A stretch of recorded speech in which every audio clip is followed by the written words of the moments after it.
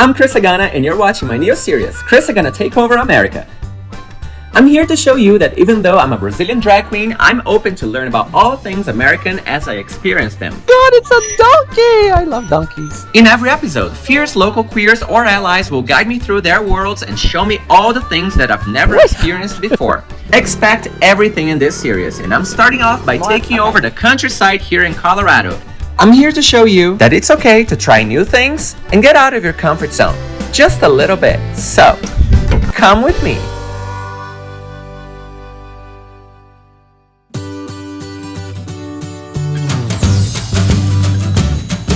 Okay, here we go! First episode of Chris Agana Take Over America. Today I am visiting two local friends who I see at my shows regularly, and they live at a ranch in northern Colorado. I am so ready and excited to learn more about their lives in the countryside.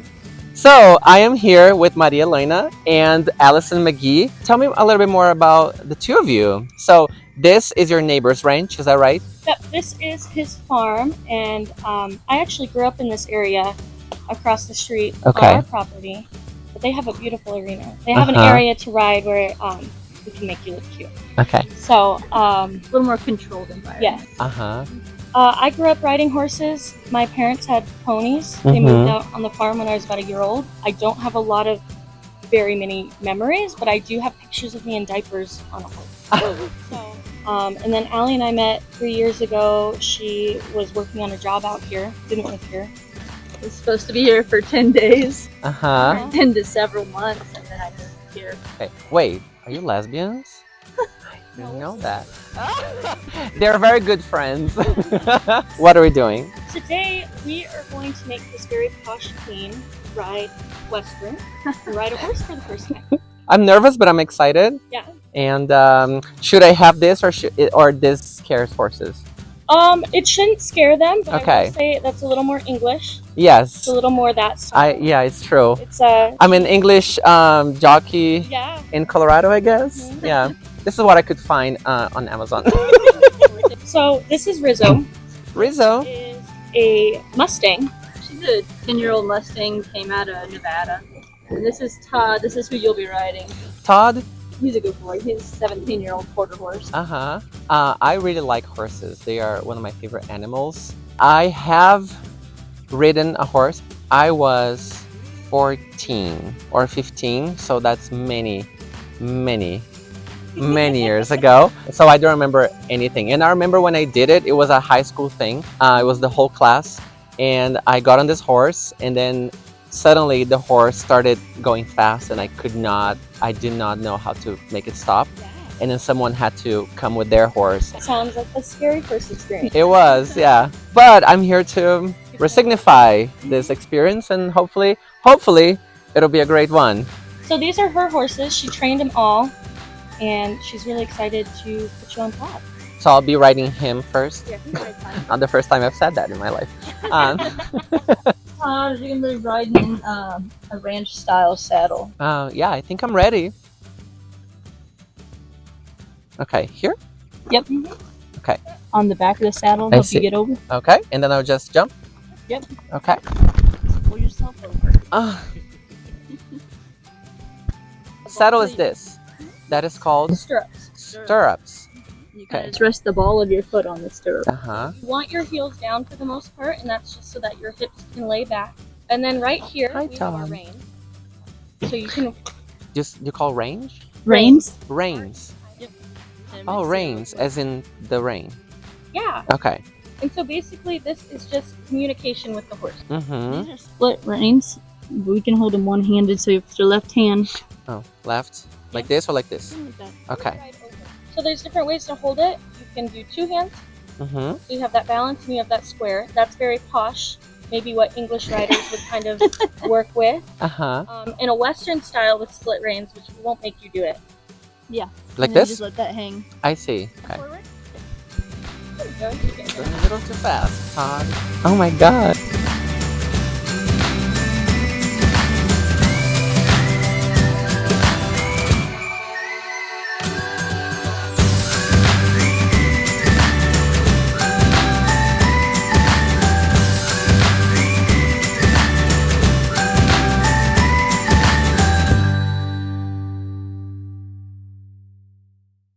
parents adopted me when I was young, and I was very connected to the Western lifestyle. But as soon as I kind of knew myself a little more, I had this innate fear that people wouldn't understand and they wouldn't want to get to know me. And there are a lot of queer people in the horse scene of training.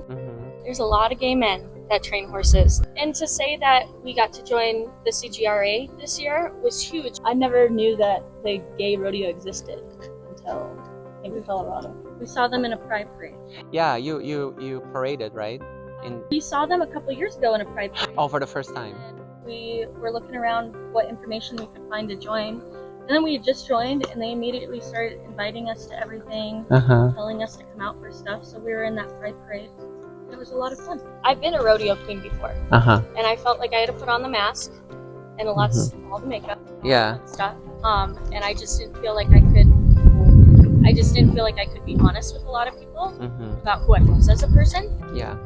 But being able to go to the rodeo and there's so many gay people in it with you doing the same thing. Huge. Queens were wearing their heels out. Really? Crazy stuff. Was that the first time you did it? It was the first time. Yeah. How did it feel? Really good. Yeah. Yeah. They got to know you as a person. Which is what we want. Yeah. Right? We want to be treated as people. Yeah. Kind of made me emotional being in a space that so many people got to highlight their talents in a very queer accepting venue and space. Yeah. This seems like a very repetitive question, but do you think times are changing and things are changing? I think in this scene, you're more exposed to possibly more people know somebody who's gay. More people know somebody who's queer. And eventually they have to kind of let go of that old mindset and just let people be and exist. So I do think things are changing, which is why more people who are queer should step up. If this is something that they do, they should get more involved. Yeah. And go out there and make sure that they're getting their voices heard and their faces seen. More people, more gay people. More gay people everywhere. Internal?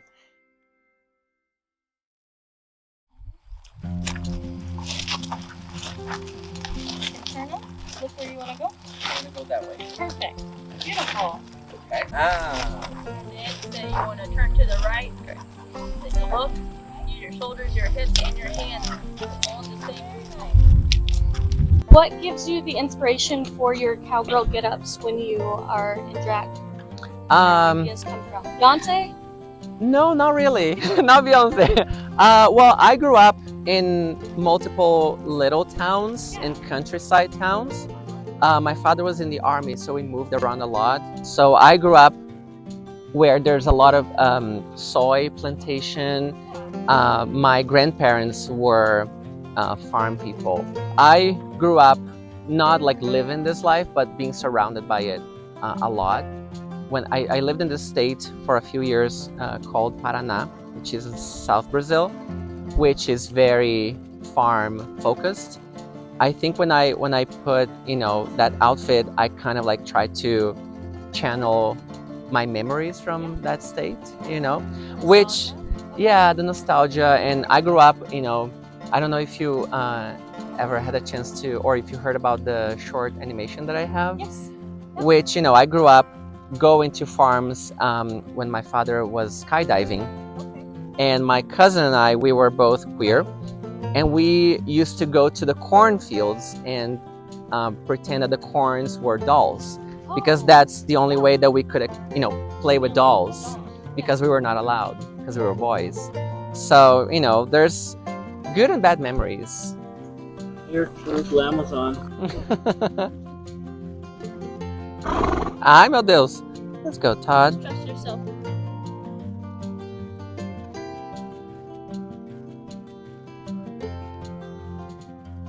And then this hand? Do you want to watch me first? Yeah. Yeah?